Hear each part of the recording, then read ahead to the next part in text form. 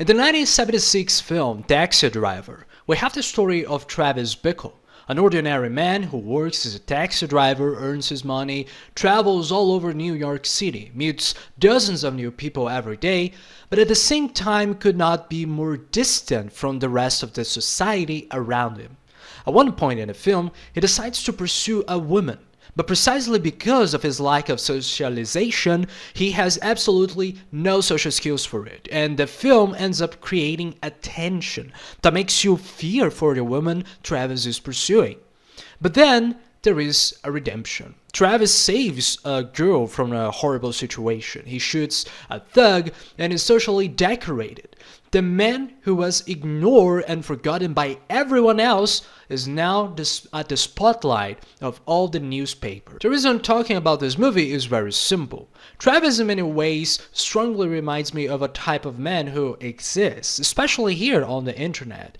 A type of man I'm sure you've heard at some point at least. That is, if you are not one of them. The good old red pills. Well, not just red pills, there are lots of men, but for the sake of the video I'll just call them red pills anyway. The red pills are for a group of men who call themselves this because of the 1999 film The Matrix, where Neo, the protagonist, needs to escape the simulated reality by taking a red pill. These red pill men identify with this because they believe they are seeing the reality no one else sees, while everyone else is a blue pill for rejecting it. Now, if you're a 13-year-old boy, I'm sure you'll find these terms very cool. It is practically the same appeal that I felt when I watched Power Rangers with all of those different colors, And just like Power Rangers, there is a whole other bunch of pills that exist too, but today I want to introduce a new pill to this lore. Today I want to introduce the anti-pill. If you prefer the common sense pill, perhaps. In this video, I'll try to say what the benefits of being a red pill are, what the problems of being one is, and what other alternatives you can have to be a slightly healthier human being. And to begin with, it is possible to summarize the appeal of the red pill movement in a single word, which is woman. Considering that 99% of the red pill men tend to be, men, it is also quite interesting to see how these people end up forming a society that tends to talk about a single subject, the female sex. And it's not without reason. The movie Fight Club shows why this happens very well.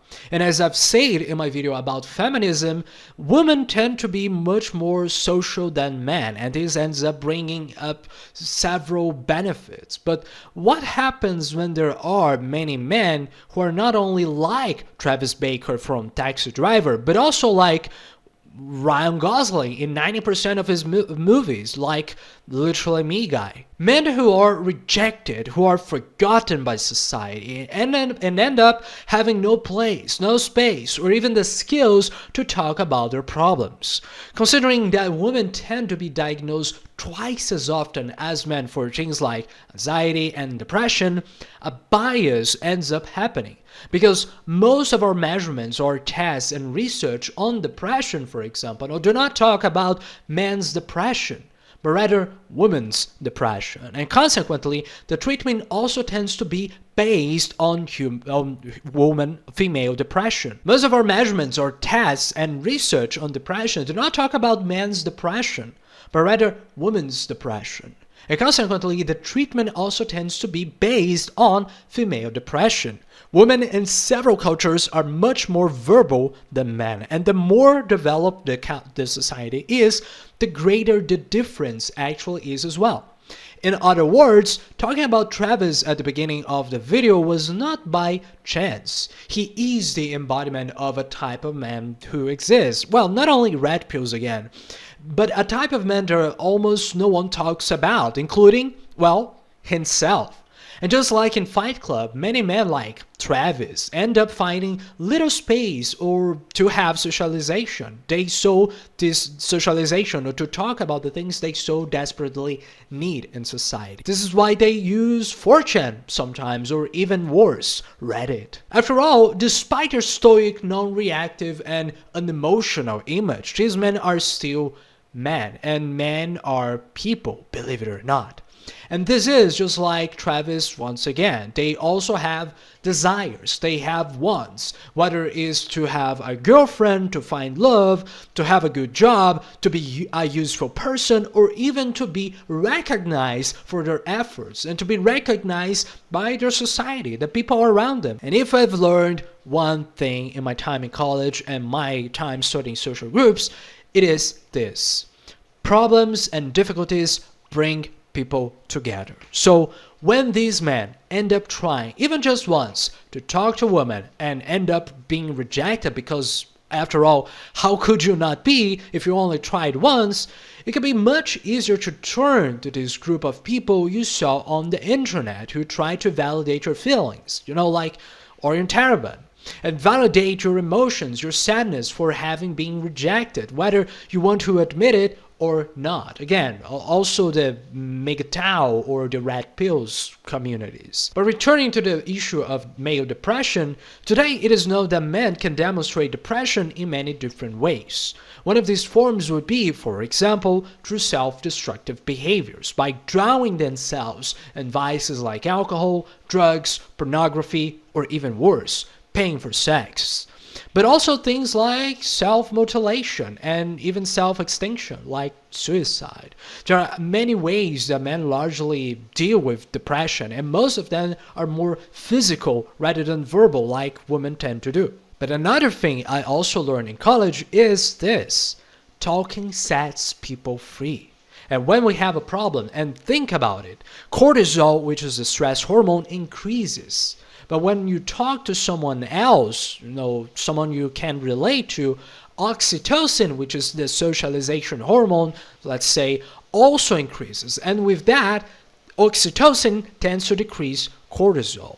In other words, talking to people makes you attach less importance to the problems you have and create bonds with whoever is listening to you. That is why I think it is very wrong when certain psychologists disregard some psychoanalytic approaches, for example, which is a great nonsense. After all, the positive effect of therapy does not come only from speech, which is scientifically proven, as we saw here, but also from the relationship between the patient and the therapist. In other words, socialization with the therapist is one of the ways to cure many problems one has, more than any technique you have, more than any psychological approach, Not only psychological problems, but problems in general. After all, a large part of the people who go to therapy do not have mental problems, but rather problems in general, with relationships, work, stress with family, and the like. And a person who welcomes you and listens to you is one of the great forces behind your improvement. And this is where the Red Pill communities also come in hand. They offer precisely this welcoming. They are a safe place, a place to be heard, a place to talk and not be judged, to socialize, and to have people who recognize you as an individual, like any other social group. But the problem, however, happens when these men focus only on comments that can sometimes be not only generalistic but also derogatory towards the female sex, like a way to inferiorize the other person so you can feel better with yourself. After all, if a woman rejects me, it's easy to say that I'm not the problem, that it wasn't my approach, or the fact that I told her I love her after our second date or something. Not that this happened, of course. Talking about women often as objects, using terms like women's market value, can sometimes be interpreted as objective and perception that many of these men have about women. Despite seeking socialization in those groups, they do not seek socialization with women. They seek only sex. After all, just as self-destructive behaviors are a way of dealing with negative emotions in men, sexual behaviors, for some men, are often seen as the only way to express the positive emotions, affection, or even love, which goes back to that issue of the Stoic man. And this happens because talking to your problems to women, according to many red pills, is a waste of time. In fact, I could put here the comment of one of my best friends, Vanderland, who is a red pill, to explain this. In summary, in a relationship, the man has only to lose and the woman to gain. Even when cheated on, something he has no control over. I disagree, Vanderland. He still loses in society, while the woman, whether cheated on or the cheater, always wins. In other words, one of the very common things in this movement is to use negative possibility of a relationship as an excuse, so to speak, for not relating appropriately with women. It is like in a very recent video of Gabrita Off, where this guy asked her, why bother doing anything? Why go after women if they won't do the same for you? For example. And of course, I think this would probably need its own video, how men need to take responsibility and stuff. But even if these men talk about masculinity and how man has this role in society, they are quite selective when considering that men tend to be the providers, that they tend to be or to support not only women, but an entire society as well. But when it comes to these men trying to do the same, then if you do this because of reasons, you become a red pill. Because, well, apparently you should only want sex with women and only want to gain what you want without giving anything in return to the woman or to others. You should take whatever you want and just run. Only because women will do the same to you, or so they think. And of course, there's a great fallacy in this argument. Using real science, and actually something I also mentioned in my video about feminism, is that women in their vast majority have higher levels of agreeableness, which is a personality trait about empathy, about socialization, about giving more to others than to themselves. While this behavior of taking things for oneself and running away seems much more common for people with low agreeableness, who tend to be mostly men. And by the way, the lower your level of agreeableness, the greater the correlations with certain characteristics such as criminality, psychopathy, and narcissism. Pathology is also most common in men. Therefore, when I hear this type of comment that women are the worst, that they will cheat on you, and when you will be at your lowest, it ends up seeming much more like a projection, as Freud would say, of what belongs to the man himself casted upon the woman. It's really like the myth of Narcissus itself, a man who only saw himself as the most beautiful, as the most perfect, and liked to see his own image reflected on everything else. And this myth gave rise to the very expression of narcissism, which, again, by the way, is also a characteristic much more masculine than feminine. And here's a curiosity about divorces. Although, okay, 70% of them are initiated by women, when it comes to infidelity, men and women have relatively very similar numbers, with a slightly higher tendency even for men. But the big difference here is not about the numbers or the percentages of infidelity, but rather in the motivations. Because, as I said in a previous video of mine, when asking men and women, why did you cheat on your partner? The woman responded, because lack of love. I didn't feel loved, I didn't feel desired, I didn't feel like he demonstrated it for me. While for men, it was, well, she didn't have sex with me. There was no sex in the relationship, and cheating was precisely to get that. And when asking women again, well, why didn't you had sex with him? And the answer was precisely, well, because he didn't show love. And when asking men, why didn't you show love to her? The answer was, because she didn't give sex to me. In other words, it's a vicious cycle. I do this because she did that, and I will do that because, well, she did this first. Is what philosopher Nietzsche would call, in a way, a reactive force, a force that goes against what is of one's will to power. So instead of placing themselves as the point of reference, these people are always projecting onto others what should be their own responsibility. And here's the worst part. Many of these men do this spontaneously. They wish to ignore these problems. They become an archetype, the archetype of the blind king. They are rejecting women for things that they do themselves. And if you don't believe in Freud or Jung because you have bad taste, then perhaps you will listen to science, which is how many men who tend to have this type of thinking, defeatist, victimist, and catastrophic, underestimate the sympathy and empathy of other people that other people have for them. That is, these men like to suffer. They like to be seen as victims of society. They like to be rejected in a sense. You know, the melancholy that there is a beauty in being sad, in being rejected, in being worse. They like to see themselves as inferior in a way. They disparage it when other people,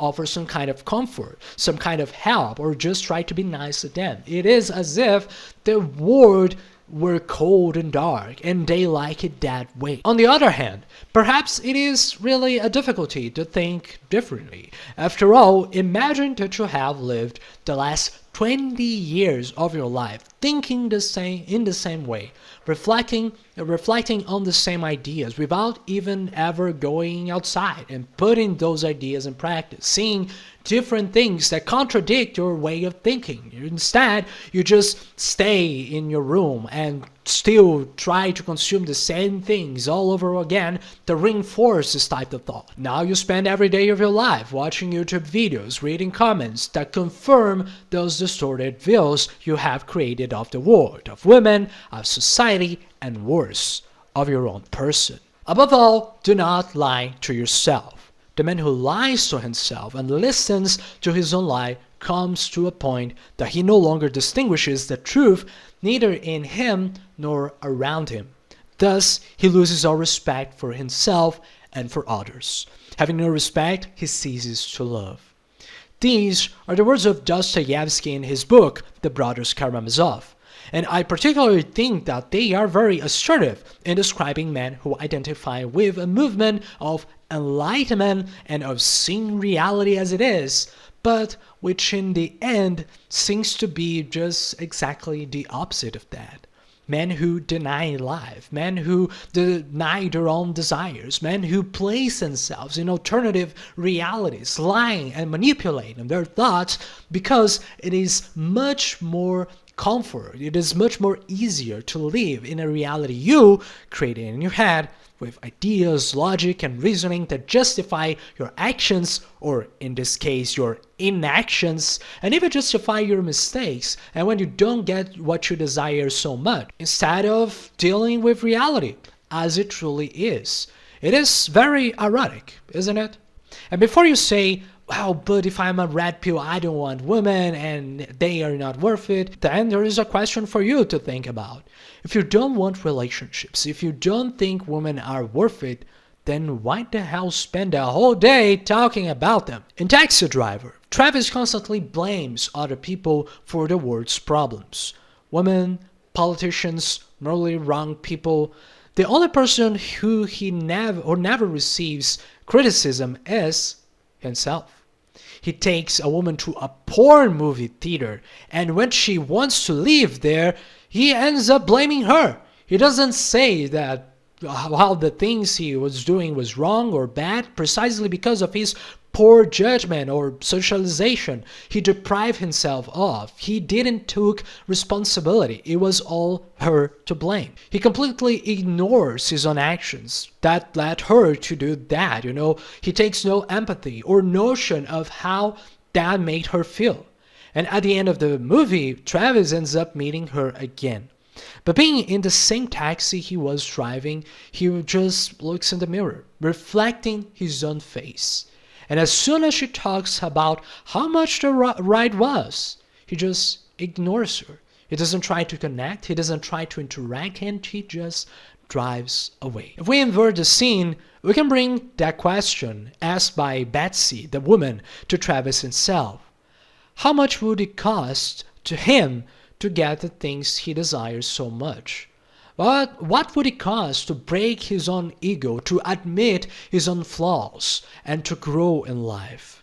Just as he doesn't charge Betsy and in the end, perhaps that is the reason for the actions he takes.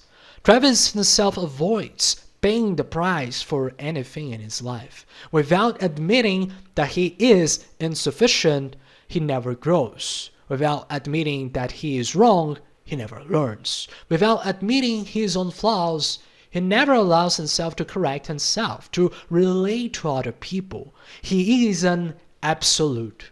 Living as a finished and perfect being, he never gets anywhere. Just like a taxi driver, he just keeps driving around and around and around the same places. And this also ends up being the last scene in the movie, where Travis just drives through the city without seeming to have any apparent destination. The same thing happens to his own life. He never gets anywhere. And perhaps, isn't this just the same thing that happens when you have this sort of thoughts, when you don't socialize, when you don't admit your flaws, when you perhaps even become a red pill? Tell me in the comments what you think about. My name is Julius Caesar. I'm a clinical psychologist in Brazil. If you're interested in a consultation with me, you can click the link in the description and schedule an appointment. Like, comment, share, and I'll see you in the next video. Bye bye.